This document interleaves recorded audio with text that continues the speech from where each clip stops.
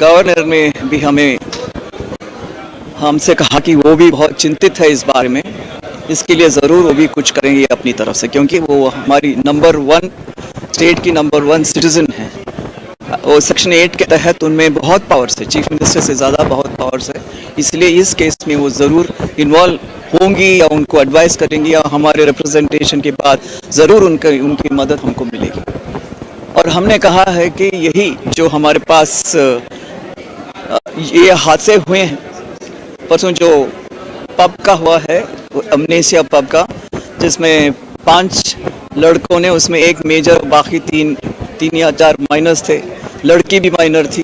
Pub के बाद उसको लेके जाके फर्स्ट एक मर्सिडीज़ में लेके गए, मर्सिडीज़ के बाद में एक इनोवा में लेके गए, और वो इनोवा गवर्नमेंट का था, वक्फ बोर्ड के चेयरमैन का था।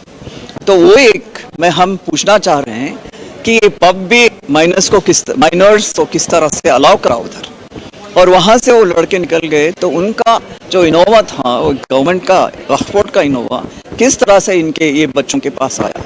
इसमें कहा जा रहा है, एलिजिड है कि एक MIM MLA का लड़का है और एक वक्फ बोर्ड के चेयरमैन का लड़का भी है।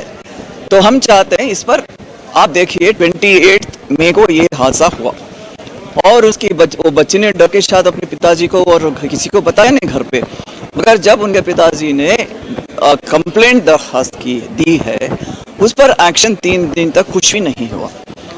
जब आप मीडिया वालों ने इस बात को बाहर निकाला और हम लोग अपोजिशन से इसके बारे में हम लोग बात करने लगे, तो तब गवर्नमेंट उठ करके पुलिस, जो महिला पुलिस स्टेशन जाती है उनका कोई अधिकार नहीं है, ना FIR रजिस्टर, ज्यादा बोले तो फिर हमारे घर के सामने आके प्रिवेंटिव अरेस्ट करके घर से निकलने नहीं दे रहे। ये कौन सी माहौल बनी है भाई इस इलाके में?